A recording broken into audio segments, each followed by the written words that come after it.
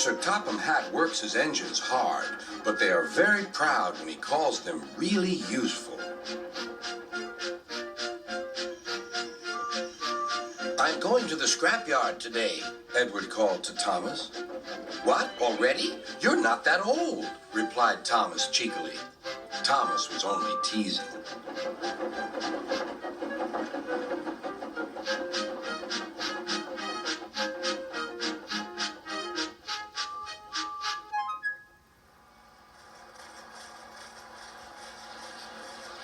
The scrapyard is full of rusty old parts and machinery. They're broken into pieces, loaded into cars, and Edward pulls them to the steelworks where they are melted down and used again.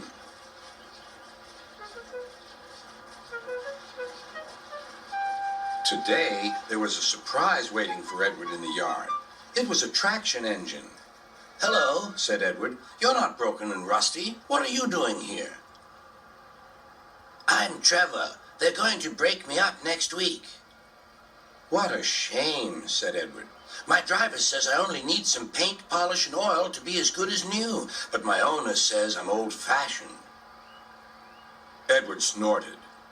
"People say I'm old-fashioned, but I don't care. Sir Topham Hatt says I am a useful engine. What work did you do?" "My owner would send us from farm to farm. We threshed corn, hauled logs, and did lots of other work. The children loved to see us." Trevor shut his eyes, remembering.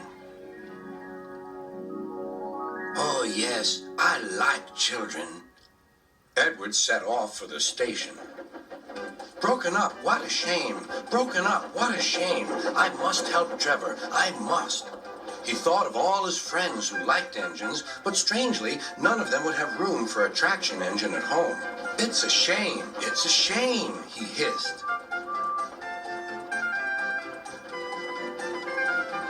Then, beep, beep. Why didn't I think of him before? There on the platform was the very person.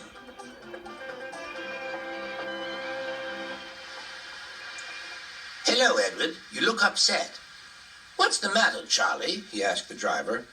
"There's a traction engine in the scrapyard, Vicar. He'll be broken up next week. Jem Cole says he never drove a better engine." "Do save him, sir. He saws wood and gives children rides." "We'll see," replied the vicar. Jem Cole came on Saturday. "The Reverend is coming to see you, Trevor. Maybe he'll buy you." "Do you think he will?" asked Trevor. "He will when I've lit your fire and cleaned you up." The vicar and his two boys arrived that evening. Trevor hadn't felt so happy for months. He chuffered about the yard. "Show your paces, Trevor," said the vicar.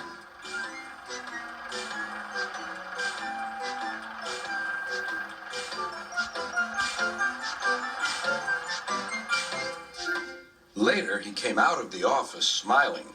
"I've got him cheap, Jem, cheap."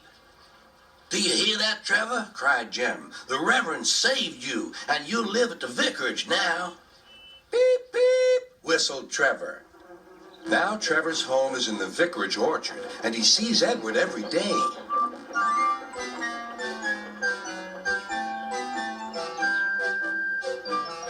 His paint is spotless, and his brass shines like gold.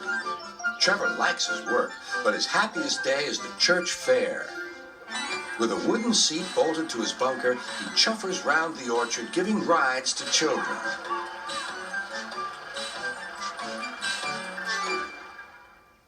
Long afterward, you'll see him shut his eyes, remembering.